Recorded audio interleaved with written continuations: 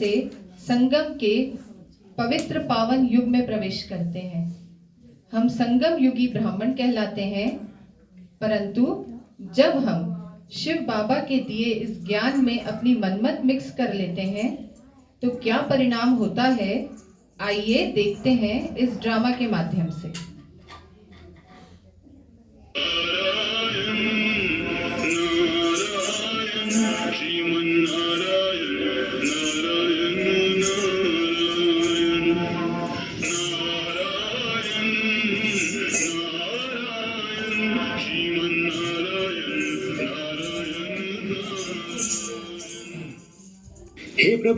हे प्रभु, अरे चित्रगुप्त जी, आप तो बहुत व्यस्त लग रहे हैं, हमारी तरफ कुछ ध्यान ही नहीं। अरे क्या बताऊं नारद जी, आजकल मेरा कार्य बहुत अधिक बढ़ गया है, सोने खाने का भी समय नहीं मिल रहा। ऐसा क्यों प्रभु? क्योंकि आजकल कलयुगी सृष्टि का अंत और सतयुगी सृष्टि की पुनः स्थापना का समय चल रहा है। नई सतयुगी सृष्टि, ये क्या है? मैं तो आपका इतना बड़ा भक्त हूँ, मुझे कुछ पता ही नहीं। कलयुगी अधर्मियों का अंत और सत्य धर्म की स्थापना से नए युग का आरंभ हो रहा है, जिसकी तैयारी चल रही है। नारद जी, आप तो भगवान के बहुत अच्छे बच्चे हैं, परंतु कुछ ऐसे भी बच्चे हैं जो स्वपरिवर्तन करके इस परमात्मा कार्य के महायज्ञ में सहयोगी होंगे। हे प्रभु, आप जिन बच्चों की बात कर रहे हैं, क्या आपको पता है वर्तमान समय में वो कितने अलबेले हो गए हैं?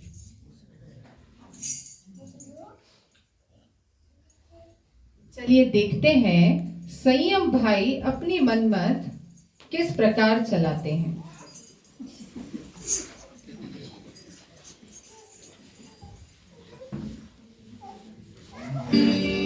अमृत बेला शुद्ध पवन है, मेरे लाडलो जागो। संयम भाई, उठो उठो, 4 बज गए, अमृत वेले का गीत भी बज गया। अब तो उठ जाओ, कब तक सोते रहोगे?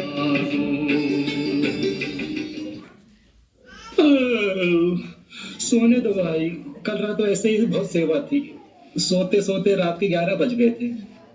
पर सेवा से तो तुम 8 बजे ही लौट आए थे। अरे भाई, थक गया हूँ, ठंड भी बहुत है, आंखें भी नहीं खुल रही मेरी तो। मेरी मानो, तुम भी सो जाओ। वैसे भी बाबा कहते ही है, पूरा संगम युग ही अमृत बेला है, तो योग तो कभी भी लगा लो, बाबा तो अपने ही है। किसको पता चलेगा? मैं तो सो रहा हूँ, आप भी सो जाओ। ठीक है, जाओ सो जाओ, बाद में मुझे मत कहना कि मैंने नहीं उठाया। मैं तो चला अमृत वेला करने।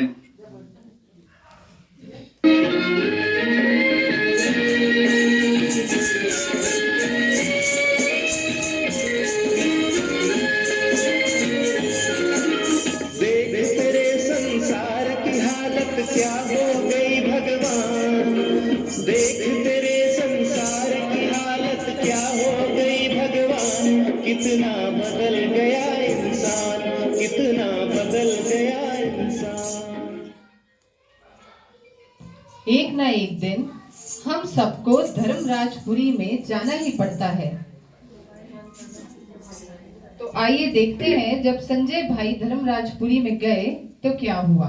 कर्म करो ऐसे भाई, तुम पड़े न फिर पछताना, पड़े न फिर पछताना।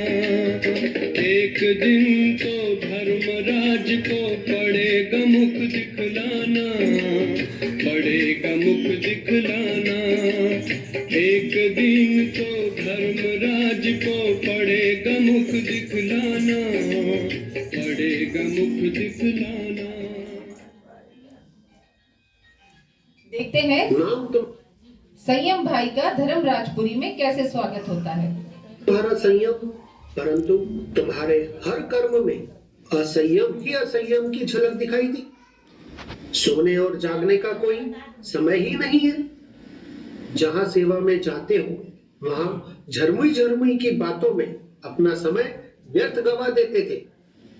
अब धर्मराज ही तुम्हें संयम सिखाएंगे। नहीं नहीं, ये सरासर गलत इल्जाम है। मैं तो रोज ही सुबह अमृत वेला पे उठता हूँ। चित्रगुप्त, गवाह पेश किया जाए। ओम प्रकाश भाई को उपस्थित किया जाए। धर्मराज जी, मैंने बहुत समझाने की कोशिश की, पर यह तो सोते ही रहते थे। कहते थे जाने दो, कौन देख रहा है। संयम बहुत सो लिए, लेकिन संयम खो दिया। तुम स्वर्णिम दुनिया में तो जरूर जाओगे, परंतु वहां तुम्हें सोने को नहीं मिलेगा। तुम राज दरबार के द्वारपाल बनोगे, पूरे समय पहरेदारी करते रहोगे।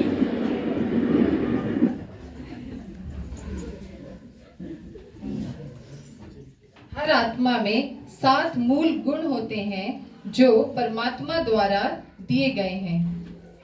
यह है पवित्रता, शांति, प्रेम, सुख, आनंद, शक्ति व ज्ञान। आइए हम इन सद्गुणों को अच्छे से जानें और उन्हें अपने जीवन में धारण करें। शांति सागर की लहरें जब जब पास में आए, ओम शांति, ओम शांति। चलो भाई, योग तो पूरा हुआ। अब जल्दी चलकर छोले भटूरे खाते हैं। आज भैया ने बड़ा ही अच्छा भोग बनाया है। मुझे तो दूर से खुशबू आ रही थी। अरे रुक जाओ बहन, अभी दीदी आने ही वाली हैं। किसी कार्यक्रम की जानकारी भी देंगी, उनसे मिलकर फिर चलते हैं। नहीं भाई, मेरे भटूरे ठंडे हो जाएंगे। दीदी से बाद में बात कर लेंगे ना, नहीं तो और कोई बता देगा। मैं तो चली भैया अपने छोले भटूरे खाने। तुम्हें चलना है तो चलो, नहीं तो यहीं बैठे रहो। अरे बहन, इतनी जल्दी जल्दी क्यों करती रहती हो? मुरली भी शांति से नहीं सुनती, बार बार घड़ी देखती रहती हो। क्लास में भी किसी और के बोलने के पहले खुद ही बोलने लगती हो। देखो, शांति दैवी गुण है और अधीरता आसुरी। थोड़ा शांति रखो बहन। अब आई है शांति बहन की बारी धर्मराजपुरी में हाजिरी लगाने की। शांति बहन, आपकी बहुत सी शिकायतें आई हैं। आपने अधीरता में संगम का अमूल्य समय खो दिया है। योग के समय व्यर्थ संकल्प आप चलाती थी, पर चिंतन में समय बिताती थी। क्लास के समय सबको डिस्टर्ब करती थी। सेवा में भी उतावलापन दिखाती थी। अब तो धर्मराज जी ही आपका फैसला करेंगे। अरे, किसने की है मेरे खिलाफ इतनी सारी शिकायतें? मैं तो सभी काम श्रीमत अनुसार ही करती हूँ भाई। शांति शांति, अब तुम थोड़ी शांति रखो। तुम्हारी सजा थोड़ी देर में सुनाई जाएगी। कोई भी सजा दे देना धर्मराज जी, परंतु मेरे धैर्य की परीक्षा मत लो। प्लीज जल्दी बताओ क्या फैसला, जल्दी जल्दी बताइए ना। तो सुनो शांति, तुम्हारी सजा यह है कि तुम स्वर्ग में तो जाओगी, परंतु स्वर्णिम दुनिया के आनंद नहीं ले पाओगी। खाने के 36 प्रकार के पकवान तुम्हारे सामने होंगे, परंतु तुम खा नहीं पाओगी। उन पकवानों को तुम बनाओगी, बावर्ची बनोगी तुम।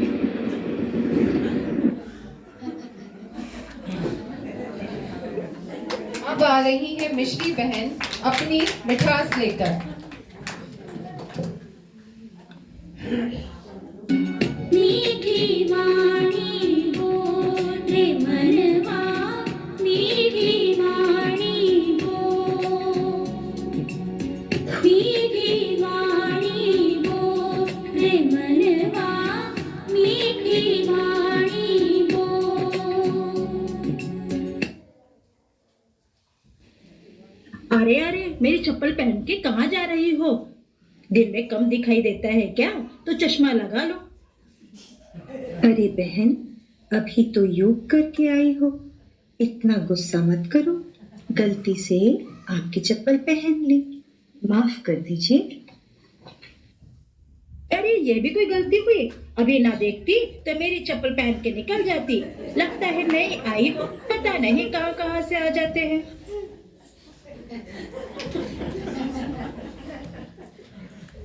चलिए देखते हैं चित्रगुप्त जी के पास मिश्री बहन का क्या लेखा जोखा है। मिश्री बहन को पेश किया जाए। इनका नाम है मिश्री, परंतु ऐसा लगता है दुनिया भर के करेले इन्होंने ही खा रखे हैं। गोद में ऐसी कड़वाहट कि रिश्तों में भी कड़वाहट होती। अब धर्मराज ही आपको सजा का स्वाद चखाएंगे। मिश्री बहन, आपको लगता है कि आप जो कर रही है किसी को पता नहीं चलता, परंतु धर्मराज की अदालत से कुछ भी नहीं छिपा। संकल्प में भी यदि आपने किसी के लिए कटु वचन बोले हैं तो यहाँ रिकॉर्ड हो जाते हैं।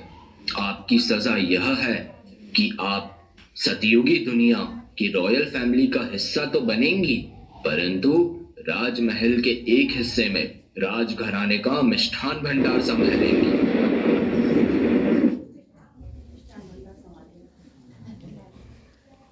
आइए देखते हैं सत्यम भाई की सत्यता पर माया कैसे प्रवेश करती है। भाई, मेरा तो नाम ही सत्यम है, जैसा नाम वैसा काम। मैं तो सदैव सत्य का ही साथ देता हूँ, सदा सच बोलता हूँ, सदा सत्कर्म ही करता हूँ। रोज अमृत वेले करता हूँ, चाहे कैसा भी मौसम हो, सर्दी हो, गर्मी हो या भीषण बारिश आती हो, कभी मुरली मिस नहीं करता। अरे चल झूठे, मैं रोज क्लास में जाता हूँ। तुम कभी 7:30 तो कभी 8 बजे के बाद आते हो, और कई बार तो आते ही नहीं, बहाने बनाते हो। अरे भाई, मैंने कहा मैं मुरली क्लास मिस नहीं करता हूँ, आप इसका सही मतलब नहीं समझे। रोज मोबाइल में मैं मुरली सुन लेता हूँ, यह भी तो एक तरह से क्लास अटेंड करना ही हुआ ना। बाबा भी तो यही कहते हैं, रोज मुरली सुनना जरूरी है, चाहे कैसे भी सुनो, कहीं भी सुनो, उससे क्या फर्क पड़ता है। हाँ, और वैसे भी मैं रोज रात में भी मोबाइल से मुरली सुनकर ही सोता हूँ। अरे रहने दे, बड़ा आया सत्यवादी हरिश्चंद्र। मैं तेरे साथ ही रहता हूँ भाई, मुझे सब पता है। रात में मुरली पढ़ने के बजाय फीफा वर्ल्ड कप देखता है, नहीं तो आईपीएल के पुराने मैच ही देखता रहता है। अब देखते हैं जब सत्यम भाई धर्मराजपुरी पहुंचे तो क्या हुआ। सत्यम, तुम झूठ की संपूर्ण खान हो। तुमने झूठ में पीएचडी, एलएलबी, एमफिल और न जाने क्या क्या डिग्रियां ले रखी हैं। अब सत्य की दुनिया में कौन सी डिग्री मिलेगी, यह तो धर्मराज ही तुम्हें सुनाएंगे। धर्मराज जी, मैं आपसे कुछ कहना चाहता हूँ कि चित्रगुप्त जी के पास ऐसा क्या प्रमाण है कि मैं झूठ बोल रहा हूँ। चित्रगुप्त, गवाह पेश किया जाए। ओम प्रकाश भाई को उपस्थित किया जाए। धर्मराज जी, यह बात बात पर झूठ बोलता है। यह हर श्रीमत पर अपनी मनमत चलाता है। आत्मा सत्य है, शरीर असत्य है। तुम्हें सत्य की दुनिया में चंडाल का पद मिलेगा। शवों को उठाना और जलाना, यही तुम्हारी सजा होगी।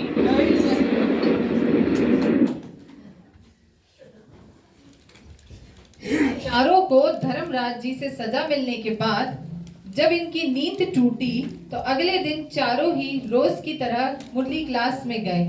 चलिए देखते हैं वहां क्या होता है।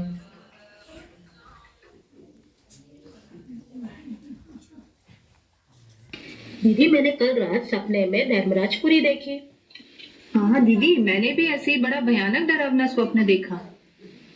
हाँ दीदी, मैंने भी ऐसे ही कुछ देखा। हाँ दीदी, मैंने भी बहुत भयानक सपने देखा था। अच्छा हुआ कि आप सभी डरे नहीं। यह तो आने वाले समय का इशारा है। यह सब तो बाबा हमें रोज मुरली में चेतावनी देते हैं। अब वह समय आ गया है, अथवा धर्मराज का पार्ट भी शुरू होने वाला ही है। इसलिए अब हम सभी को अलबेलापन छोड़, तीव्र पुरुषार्थ कर, व्यर्थ चिंतन छोड़, संपूर्ण पवित्रता को धारण कर, इस नए वर्ष में स्व परिवर्तन से विश्व परिवर्तन कर, इस महायज्ञ में बाबा का कार्य पूर्ण करें। आइए आज हम सब इस नए वर्ष में प्रतिज्ञा करते हैं कि हम हर कर्म में संयम रखेंगे, सदैव सत्य की राह पर ही चलेंगे, कभी कटु वचन नहीं बोलेंगे, पर चिंतन पर दर्शन में व्यर्थ समय नहीं गवाएंगे, प्रतिदिन मुरली क्लास में जरूर आएंगे, हर परिस्थिति में शांत रहेंगे,